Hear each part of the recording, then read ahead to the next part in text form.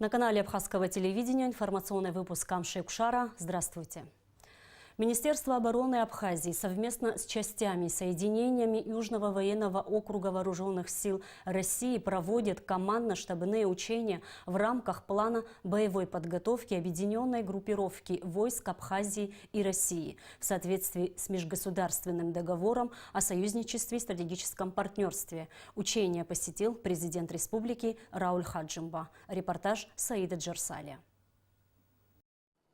В совместных учениях российских и абхазских военных от Министерства обороны Абхазии принимают участие два отдельных мотострелковых батальона, артиллерийская группа, отдельный отряд специального назначения, а также подразделения министерств и ведомств, входящие в вооруженные силы республики. Личный состав соединения был разделен на две противоборствующие стороны. Подразделения противника и своих сил в течение недели вели условные боевые действия в сложных условиях горно-лесистой местности. К учениям также была привлечена авиация и корабли Черноморского флота. Командно-штабные учения посетил президент республики Рауль Хаджимба. По легенде учений командирами и штабами было отработано управление межвидовыми группировками войск в оборонительных и наступательных действиях в районе Кадурского ущелья и восточной приграничной зоне республики. Работа проводилась на двух командных пунктах. В пункте управления Главного командования вооруженными силами Абхазии президенту Раулю Хаджимба и министру обороны Мирабу Кишмария показали видеосъемку учений всех силовых структур, входящих в состав вооруженных сил Абхазии. Офицеры доложили о том, как прошли эти учения в Ачамчирском районе и приграничной с Грузией зоне. Президент поблагодарил военнослужащих и отметил, что подобные учения повысят способность абхазской армии успешно противостоять потенциальным военным угрозам. Рауль Хаджимба отметил важное значение военных учений и взаимодействия между Абхазией и Россией в сфере обороны.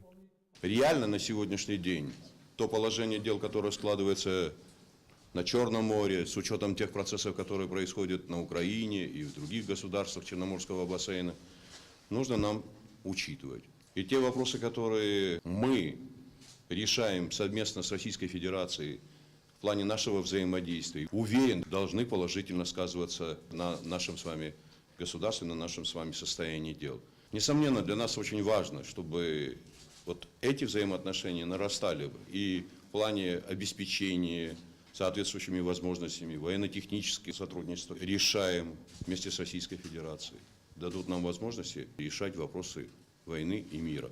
Дай Бог, чтобы больше было возможности как раз таки говорить о мире. Далее президент посетил временный командный пункт 49-й общевойсковой армии России. Командующий пунктом рассказал главе государства о ходе совместных учений. Президенту также продемонстрировали современное оборудование связи, в том числе видеосвязи. Сегодня по замыслу двухсторонних учений проводились вопросы, связанные с отработкой вводных по учениям непосредственно в различных районах нашего государства. Учения проводятся совместные. Наши подразделения в соответствии с договором о союзничестве и стратегическом партнерстве также входят в состав объединенной группировки войск. Совместные командно-штабные учения оборонных ведомств Абхазии и российской военной базы Южного военного округа продлятся до субботы 27 апреля включительно. Саид Джарсаля, Алексея Гухава и Нала Гухава, Абхазское телевидение. Президент Республики Абхазия Рауль Хаджимба поздравил командование, личный состав пограничного управления ФСБ России в Абхазии на торжественном мероприятии по случаю десятилетия со дня образования погрануправления. Сегодня подразделения российских пограничных войск достойно на высоком профессиональном уровне обеспечивают охрану государственной границы Республики Абхазия. С командованием погранвойск у нас складываются добрые взаимоотношения. Уверен, что в будущем эти контакты будут носить еще более позитивный характер, отмечается в частности в поздравлении президента. Мы и впредь будем прилагать необходимые усилия, чтобы совместными усилиями российских и абхазских вооруженных сил был создан надежный заслон попыткам грузинских реваншистов и их приспешников нарушить хрупкий мир в Абхазии и пересмотреть ранее принятые решения о политическом самоопределении нашего государства, подчеркнул Рауль Хаджимба. Как отметил глава государства государства благодаря грамотно скоординированным действиям Управления погранвойска России и соответствующих структур Абхазии в приграничном Галском районе в последние годы заметно улучшилась криминогенная ситуация. Народ Абхазии с большим уважением и симпатией относится к доблестным российским пограничникам, видит в них достойных защитников наших общих завоеваний, подчеркнул Рауль Хаджимба. Спикер Народного собрания Абхазии Валерий Кварча и председатель парламентского комитета по обороне и национальной безопасности Илья Гуня приняли участие в торжественном митинге, посвященном десятилетию со дня образования пограничного управления ФСБ России в Абхазии. Валерий Кварча направил поздравления начальнику пограничного управления ФСБ России в Абхазии полковнику Алексею Трубецкому. Военнослужащие пограничного управления ФСБ России в Абхазии совместно с погранотрядом СКБ республики выполняют свои задачи в сложных условиях, проявляют профессионализм, мужество, умение оперативно действовать в самых трудных ситуациях. Мы чтим память российских пограничников, отдавших свои жизни при охране государственной границы Республики Абхазия, отмечается в частности в поздравлении Валерия Кварча. В повестке состоявшегося в пятницу очередного заседания Кабинета министров Абхазии было более 20 вопросов. Члены правительства заслушали и приняли 4 отчета о деятельности некоторых министерств и ведомств, а также рассмотрели несколько вопросов имущественного характера. Подробности в репортаже Гугуцы Варданя. 4 отчета об итогах деятельности за 2018 год заслушали члены правительства. Об итогах деятельности аппарата Кабинета министров отчитался его руководитель Давид Сангуля. За 2018 год аппаратом Кабмина было подготовлено 454 акта решений. Из них 225 постановлений и 229 распоряжений. Кроме того, было подготовлено 32 законодательных акта в области международного сотрудничества. За счет сокращения количества служебного автотранспорта в 2018 году удалось сэкономить порядка 1 миллиона государственных средств. Хотелось бы подчеркнуть, что количество транспортных средств в аппарате правительства также было сокращено. Это позволило также сэкономить 38,9% на расходы, сократить расходы на обслуживание транспортных средств. 38,9% это фактически 1 миллион 99 тысяч рублей были сэкономлены за счет того, что транспортные средства, ремонт которых и эксплуатация дорого обходились, были реализованы в соответствии с постановлением правительства 180-м. Также хотелось бы отметить, что и в 2017, и в 2018, и 2019 годах расходы на ГСМ не были увеличены, а наоборот были сокращены на 17,9%. Несмотря на то, что и в 2017, и в 2018 году бензин вырос в общем на 5 рублей 50 копеек. Несмотря на то, что цены на бензин росли, мы еще смогли сэкономить. Об итогах деятельности Министерства труда, занятости и социального обеспечения отчитался министр Руслан Аджба. На выполнение поставленных целей бюджетом была предусмотрена сумма в 216 миллионов 280 тысяч рублей. В 2018 году совместно с Кабинетом министров, администрацией президента и парламентом были разработаны 2 целевые программы обеспечения жильем отдельных категорий граждан Абхазии «Жилище-2021». Срок реализации программы 3 года, объем финансирования 120 миллионов рублей, то есть 40 миллионов в год. В результате мониторинга социального положения граждан было принято на обслуживание 47 человек. Всего социальная помощь оказывалась 218 подопечным. Расходы на реализацию программы составили более 6 миллионов рублей. На заседании Кабинета министров правительством было предложено внести изменения в закон о повышении размера пенсии отдельным категориям пенсионеров. В случае одобрения этого предложения парламента и главой государства с 1 мая 2019 года изменятся размеры пенсий инвалидов с детства, круглых сирот и инвалидов советской армии. На сегодняшний день на трудовые пенсии за счет средств пенсионного фонда на выплату трудовых пенсий расходуется всего лишь до 250 миллионов рублей из миллиарда. Остальное у нас уходит на государственные, которые я назвал, и социальные пенсии. И если мы сегодня уже начнем хотя бы поэтапно предусматривать в бюджете пенсионного фонда финансирование отдельных категорий там, пенсий за счет средств республиканского бюджета, то хотя бы какие-то средства, там 800 миллионов, которые можно будет перераспределить и направить на выплату пенсий страховых. С 1 мая 2019 года будет также увеличена базовая стипендия студентов Абхазского госуниверситета, которая составит 1000 рублей в месяц, а повышенная академическая стипендия составит 1500 рублей. Ранее базовая стипендия составляла 600 рублей, повышенная 1000. Итоги деятельности Министерства иностранных дел подвел министр Даур Кови. Одним из главных достижений ведомства в 2018 году Даур Кови назвал признание Сирии независимости Абхазии и установление дипломатических отношений между двумя государствами. Кроме того, в течение отчетного периода проводилась работа по укреплению российско-абхазских отношений в различных сферах. Продолжались регулярные консультации в рамках механизма внешнеполитической координации. Абхазия продолжает интенсивно развивать отношения со странами, признавшими ее государственный суверенитет. Мы последовательно насыщаем конкретным содержанием двусторонние отношения, в частности, с Венесуэлой, Никарагуа, Науру. Позитивная динамика наблюдается и в отношениях с союзными нам братскими республиками – Южной Осетией, Приднестровской Молдавской республикой, Нагорно-Карабахской республикой. С каждым годом отношения между нашими странами качественно развиваются.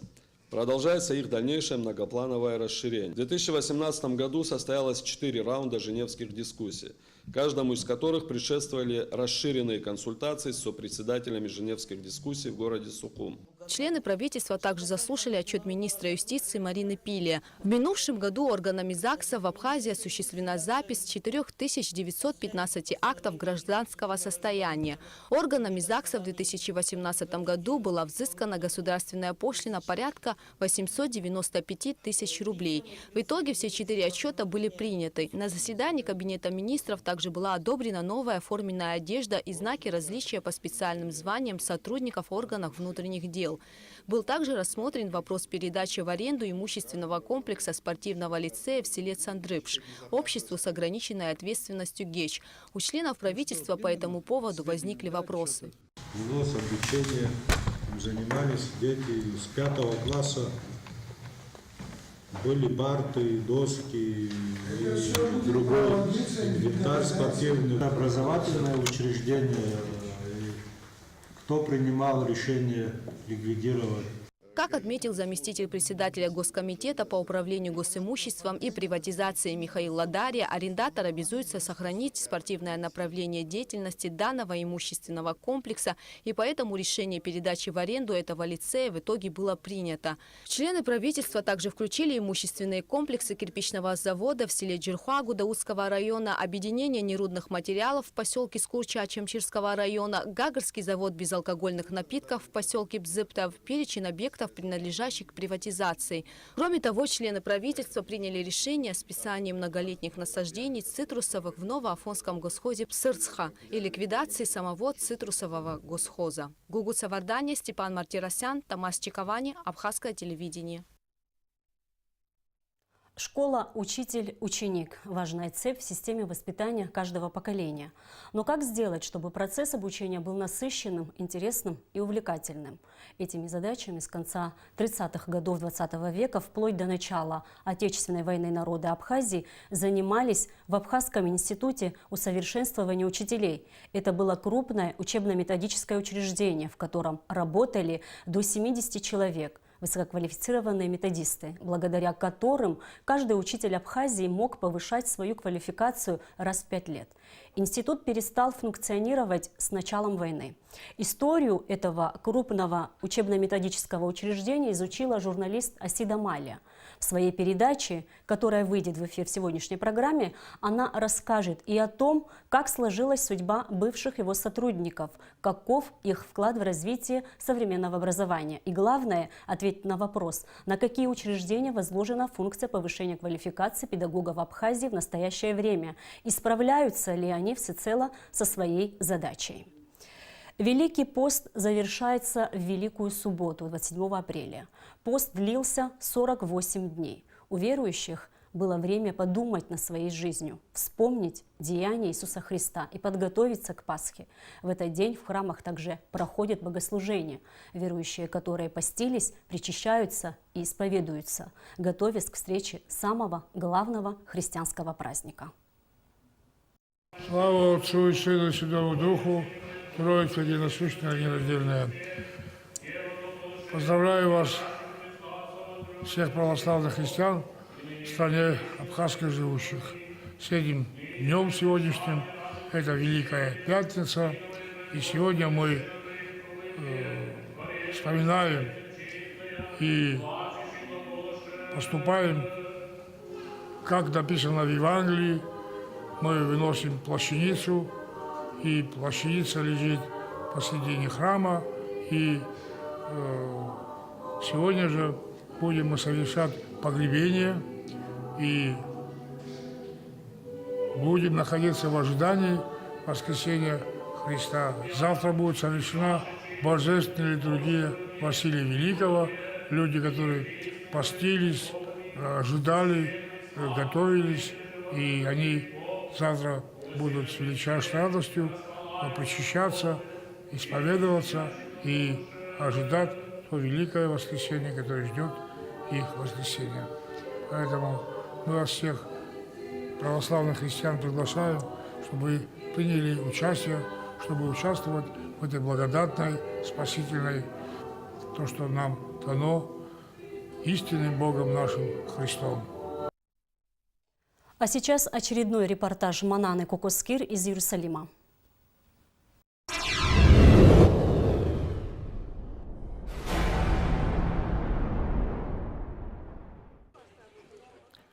В Великую Пятницу паломники, приехавшие со всех концов мира, собираются у стен Претории.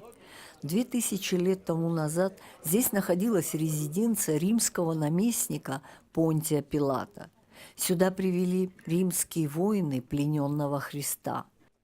Он провел здесь всю ночь, сидя в колодках и цепях. Здесь был оглашен приговор, и наутро его повели на казнь. Верующие спускаются в темницу Христа и затем, сливаясь в одну разноязыкую колонну, идут его крестным ходом. Наша паломническая группа занимает свое место в шествии. До начала действа осталось несколько минут. Это время раздумий и размышлений.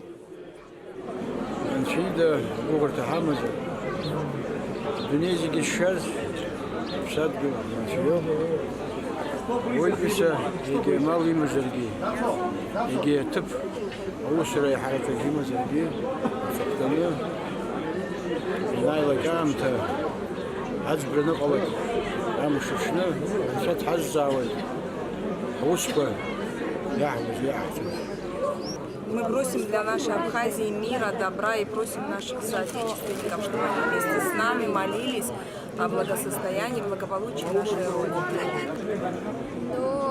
Я испытываю, во-первых, счастье, потому что первый раз попал на Святую Землю. Мне все очень нравилось даже с первого раза. Я прям очень сильно хотел сюда попасть, и то, что я сюда попал, меня вообще не разочаровало, еще даже лучше стало. Я надеюсь, в очередной раз мы пройдем сегодня этот путь. Ну, все у нас должно быть хорошо. Все-таки мы, наверное, не самые плохие люди на земле. Виа Долороза, латинское название крестного пути, включает в себя 14 остановок. Наша группа, как и все, молится на своем языке. Три святое на абхазском языке трогает душу. Мы представляем христианскую страну и просим в этот скорбный день простить нас за наши многочисленные грехи. Просим Божьего благословения для своего народа.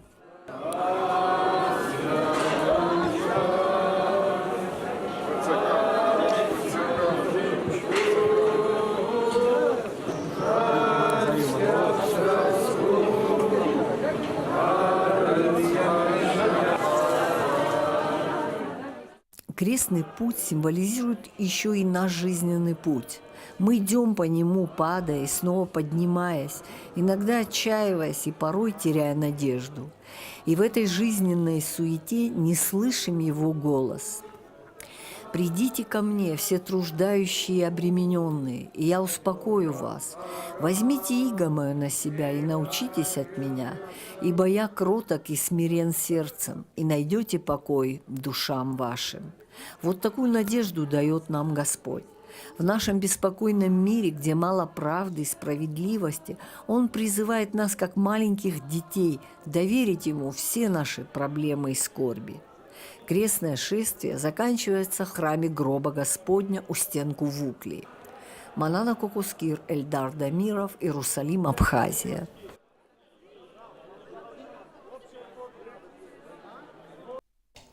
В Абхазии предстоят 5 подряд выходных дней. Помимо субботы и воскресенья, 29 и 30 апреля и 1 мая, понедельник, вторник, среда – выходные дни. Понедельник после Пасхи, 29 апреля – выходной день. 30 апреля – также нерабочий день. 1 мая – День труда объявлен нерабочим днем. А суббота, 4 мая, вместо вторника, 30 апреля – рабочим. Предстоят еще 2 выходных в мае. 9 мая, четверг, День Победы в Великой Отечественной войне. И День Святого Апостола Симона Канонита, 23 мая, четверг. И о погоде. По сообщению Гидрометцентра, в выходные дни в Абхазии ожидается переменная облачность, преимущественно без осадков. Температура воздуха ночью плюс 9-14, днем плюс 22-27. Температура морской воды плюс 13 градусов.